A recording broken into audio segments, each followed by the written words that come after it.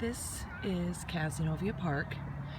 This is where I grew up, and every Saturday and pretty much every day during the summer when we were kids, this is where we spent the majority of our day. This beautiful building right here that now pretty much sits empty used to be a swimming pool, and we would sit there and swim from like the entire day from 9 o'clock in the morning till they would push us out the door at like 5. Parents never worried where you were because everybody knew where you were. Nobody locked their doors. Now it's just kind of a park with swings, and they bring a lot of the kids from the daycare over and let them run around and exercise kind of. But back when I was a kid, you could get your free lunch here. They had counselors and volunteers who would volunteer their time to not only just spend time with you and kind of look out for you when you were here, but they planned activities, and you could get a calendar of all these activities, whether it was a field trip to like places like the zoo or a movie or go roller skating. So that's kind of why I chose this area, and what I chose to do today is the poem by Billy Collins called The Lanyard.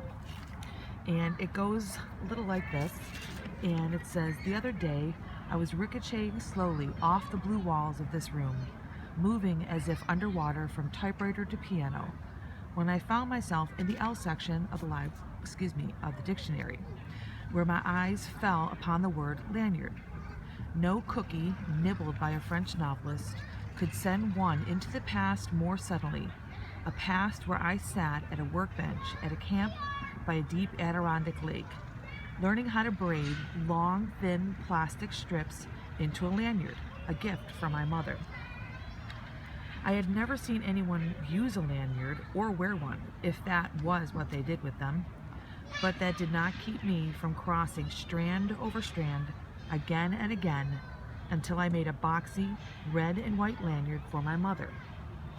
She gave me life and milk from her breast, and I gave her a lanyard.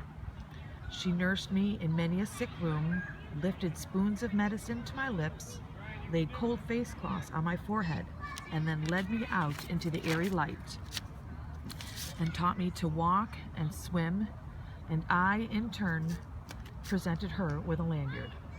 Here are thousands of meals," she said, "and here is clothing and a good education." "And here is your lanyard," I replied, "which I made with a little help from a counselor. Here is a breathing body and a beating strong heart, strong legs, bones, and teeth, and 2 clear eyes to read the world," she whispered. "And here," I said, "is the lanyard I made at camp. And here, I wish to say to her now, is a smaller gift, not the worn truth, that you can never repay your mother, but the rueful admission that when she took the 2-tone lanyard from my hand, I was sure as a boy could be that this useless, worthless thing I wove out of boredom would be enough to make us even." And for anybody who's never made a lanyard as a kid, we call them boondoggles. And basically what a boondoggle is those thin plastic strips of material, and you're basically making a box weave out of it. And as you progress in the weave, this is kind of what it looks like. And you use it as a keychain or just as a decoration piece. But it was always one of the favorite things that as a kid we always used to like to make. So that is my interpretation of The Lanyard by Billy Collins.